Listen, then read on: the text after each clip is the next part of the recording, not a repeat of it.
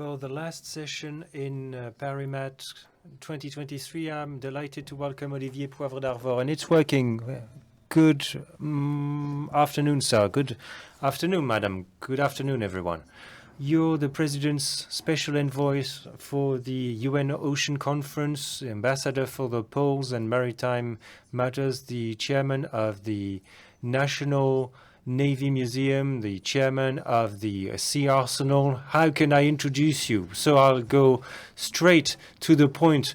All these titles revolve around the sea. So to you, what are the main issues related to the ocean?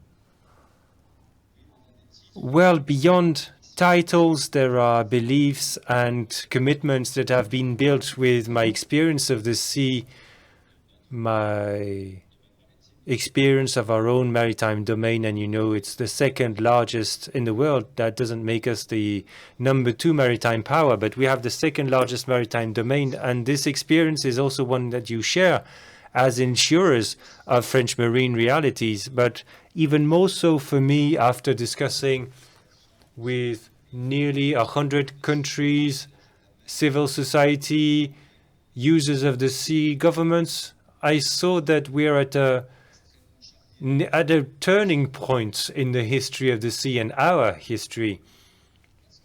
I think this is the first time in the history of the world that we are the governors of the climate, and I hope I can hear a bit of echo. I hope the connection is stable, but we know that the climate is what it is and it's in bad shape. And we know that we control the issue. We are sometimes perpetrators, sometimes victims, but the climate not only is impacting every single thing on land, but also at sea. And now this is the moment of truth. The moment of truth between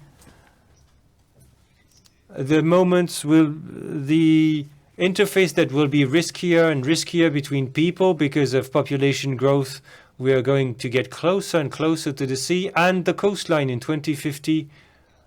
3/4 of mankind, and back then there will be 10 billion in 2050 will live 50 kilometers from a coastline.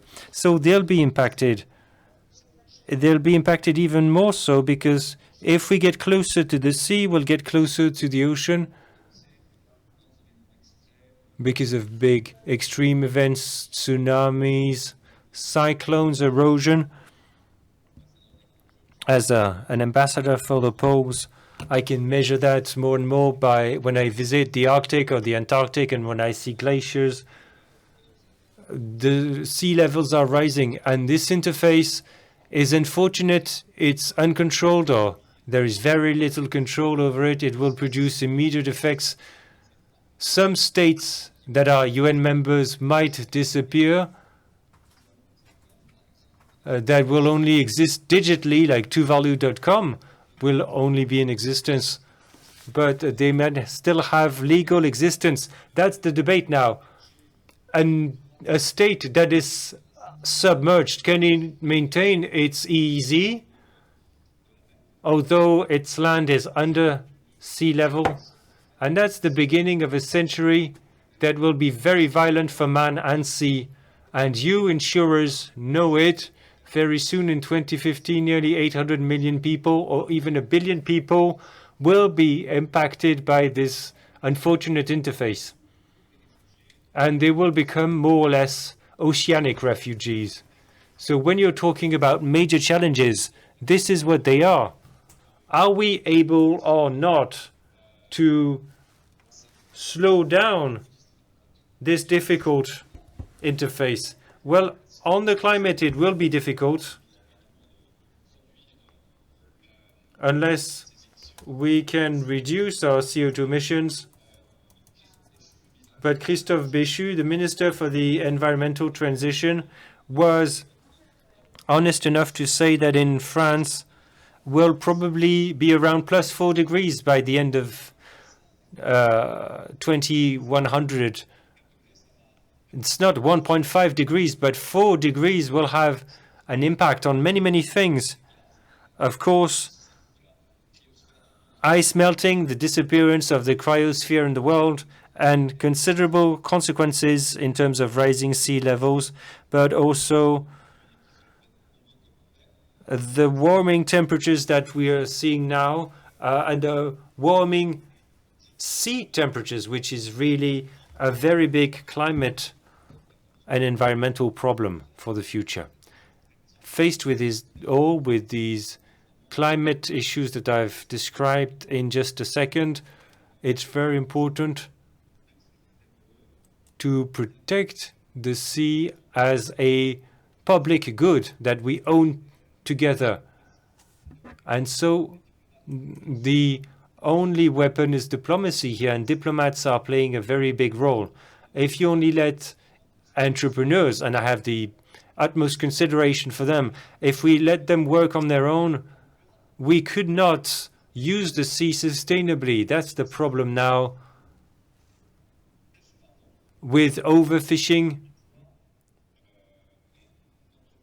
And sometimes marine companies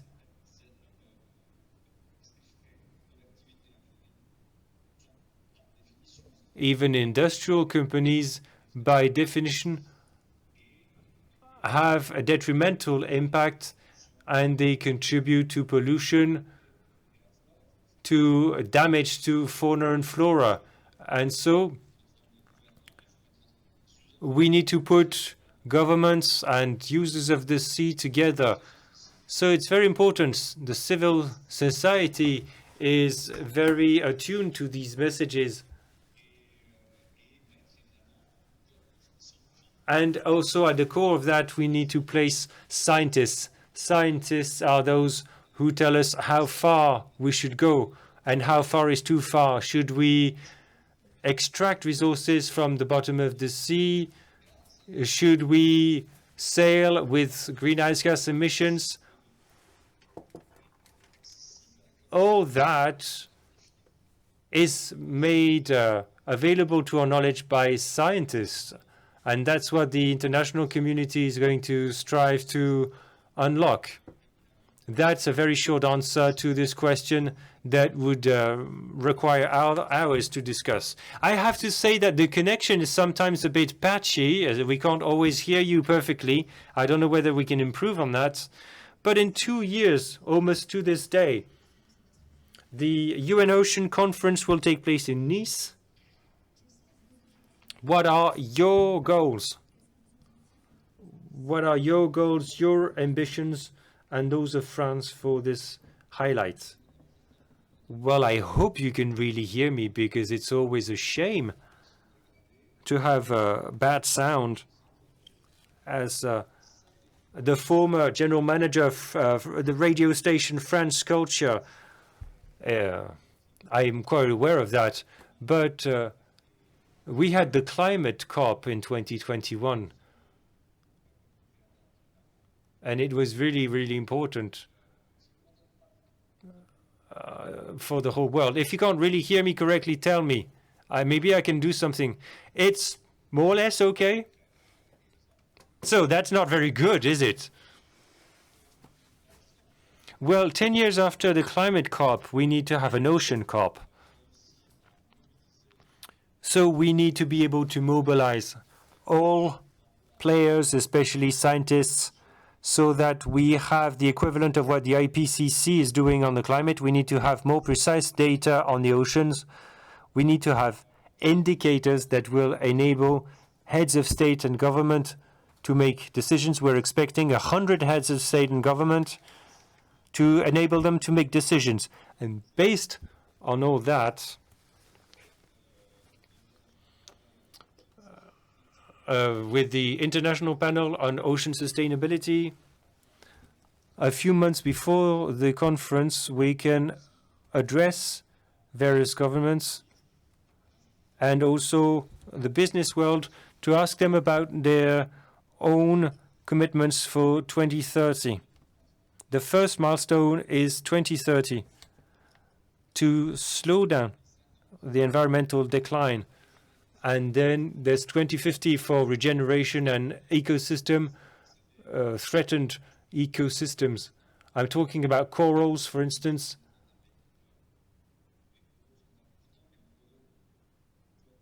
We have big corals, but they're disappearing. Overfishing.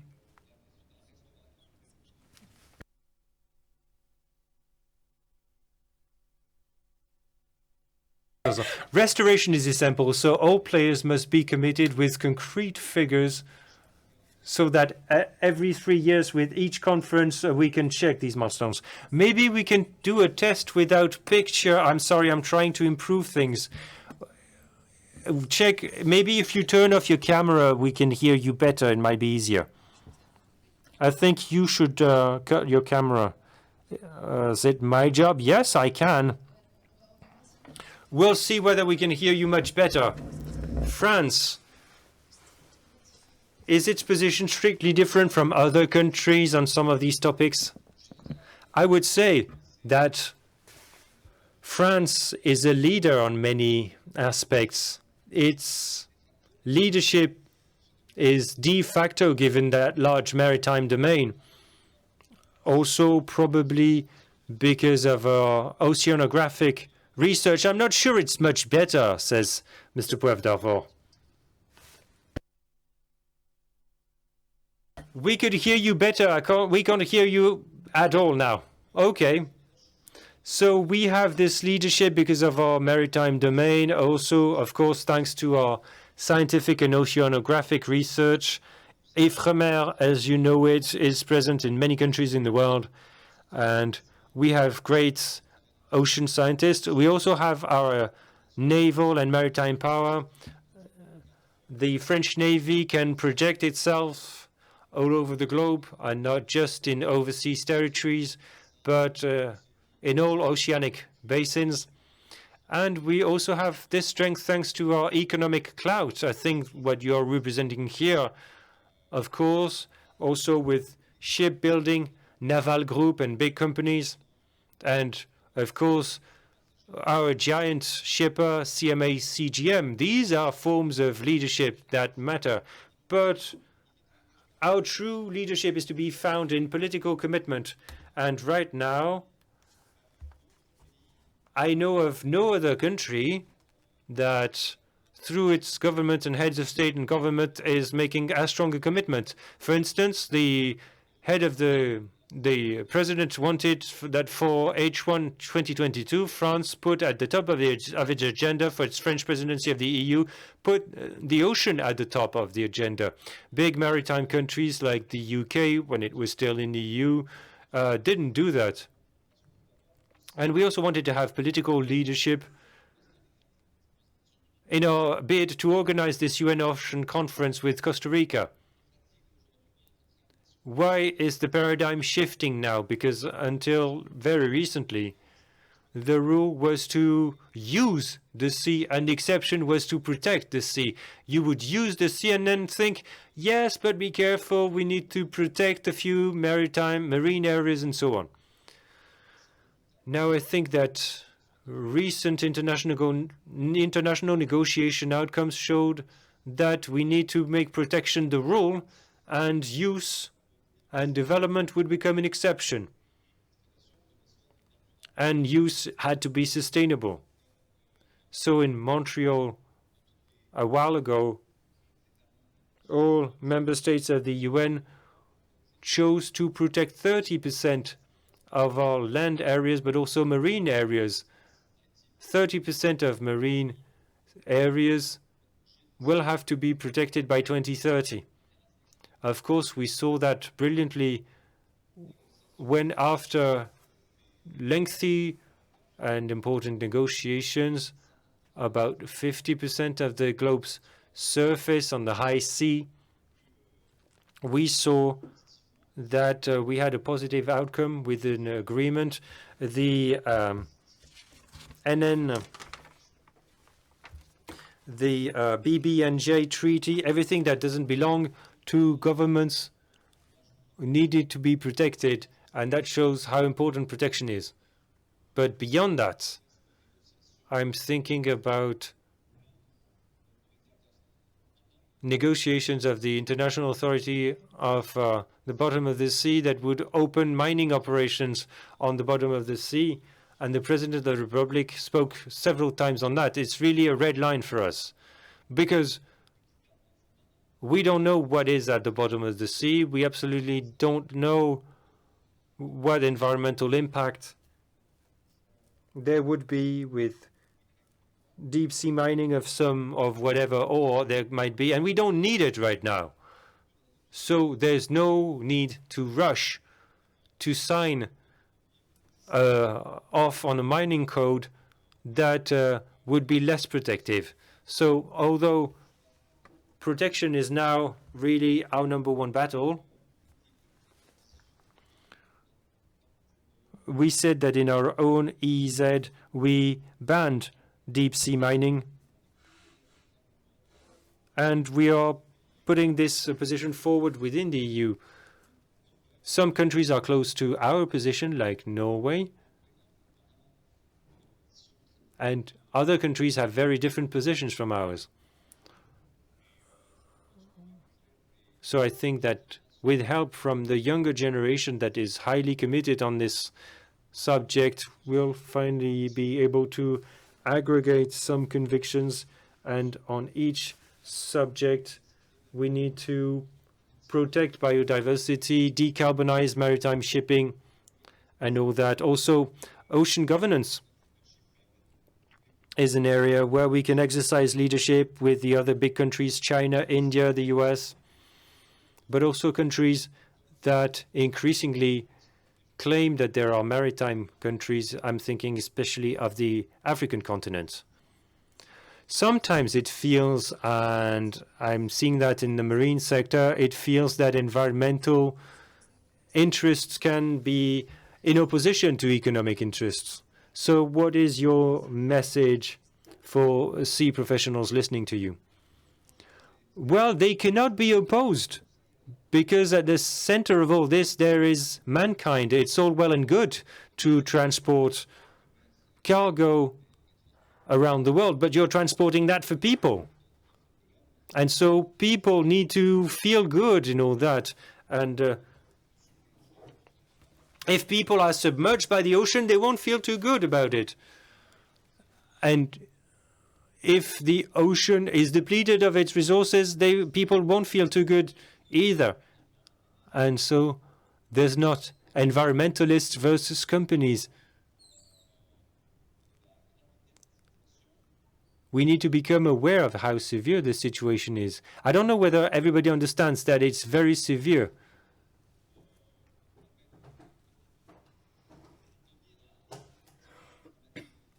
Maybe the sea is far away, and that helps people minimize. But if you say that sea levels are going to rise by 2 or 3 meters, then people understand immediately. I can see that in the discussions that I've had with my friends at CMA, CGM, or other big companies like Hapag-Lloyd or big shippers in Europe. They're talking about decarbonization and switch to other fuels. They're all 100% committed, but of course there's an impact, a very big impact, a big impact now, but that won't be a big impact forever. And also via what was discussed at the Global Financing Pact Summit in Paris, a levy on shipping may improve protection. So industry is becoming aware of that, at least the serious players, much less so in fisheries, legal fisheries, and overfishing, and the fight against legal subsidies that make overfishing easier. But we really need to find a solution. We shouldn't divide operators and neighbors. There shouldn't be any division. We can hear you a bit better, so maybe we can try and take a risk with technology, but maybe we can ask whether the audience has a question for you. Maybe if we can turn the lights back on in the room. If some want to ask a question, let's use this opportunity because Olivier Poivre d'Arvor can hear us.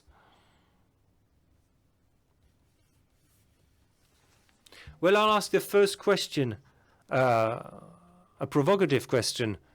Should we consider using what is called the Northern Passage, the Northern Maritime Route, when geopolitical issues have abated a bit? Should we go along Russian shores in the Arctic Ocean?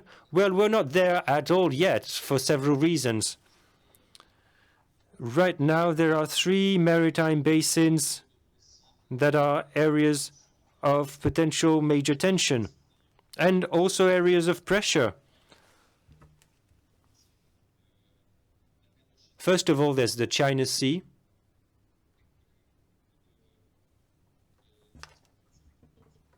With a lot of uncertainties, a lot of countries are disputing ownership, not just China. So there's China disputing the sovereignty of other maritime spaces. There's, of course, the issue of Taiwan, which is not exclusively maritime, but Taiwan's a good illustration. With the amount of maritime shipping going through this area, of course, these geopolitical issues are rising. There's also the Eastern Mediterranean. Turkey is challenging a certain number of sea domains that are hydrocarbon rich, and that could lead to tensions with Greece and the EU. And the Mediterranean more broadly, that we love so much, it's the most polluted sea in the world. And there's also the issue of migration there. There were 500,000 deaths in just 10 years, but you're right to talk about the Arctic. The Arctic is first and foremost in a dire climate situation. The collapse of the Greenland inlands, but more broadly, melting sea ice in the Arctic will be very bad, locally and globally. But locally first, there's the possibility that by 2030 there will no longer be any summer sea ice. Scientists are clear about it. The Northern Passage that you're talking about, which is almost exclusively controlled by Russia, won't be accessible by 2030 because of sea ice. So it's not secure now. The war in Ukraine has shattered all dreams that the Russians or that other Europeans had of using this Northern Passage. It's not accessible right now for infrastructure, logistics, and security reasons now. So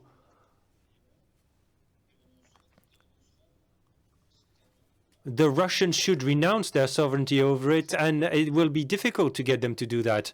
And China is highly interested in the prospects offered by the Northern Passage to help save on a few days of shipping between Shanghai and the Netherlands compared to the traditional route via Suez. But we're still very, very far from being ice-free year-round, something that would allow container ships and bulk carriers to use this passage. What's more, this area is a geopolitical hotspot in the same maritime basin. You've got NATO, you've got China, the US is very present, and also Russia trying to base more of its GDP on the Arctic. And this area is highly coveted. It's hydrocarbon rich, so oil and gas. So many countries, including the Norwegians, are taking a look at it. Whereas our position with the EU is extremely clear. We need to stop looking for hydrocarbon carbons and ore in the Arctic. Stop producing fossil fuels from it. And here also there will be a big debate. Of course, the Russians are not ready to relent in the current geopolitical conditions. I'll wrap up because your connection is very, very patchy. So very quickly, if you had only one thing that you wish for, if you could have one wish granted for the sea these next few years, what would it be? But very quickly, because your connection is really choppy. My wish for the sea is that people are interested in the sea as if it had its own existence, its own legal existence, like a person. If it had personhood, it's part of our biological system. It allows us to breathe. It's a part of ourselves. And if you just see it as this thing that you put boats on, or that you go to in the summer to the beach, we'll never go anywhere.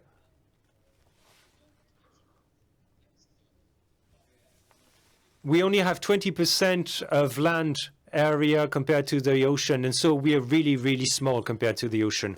Thank you so much, Olivier Poivre d'Arvor. You deserve an applause. Thank you for taking that technological risk.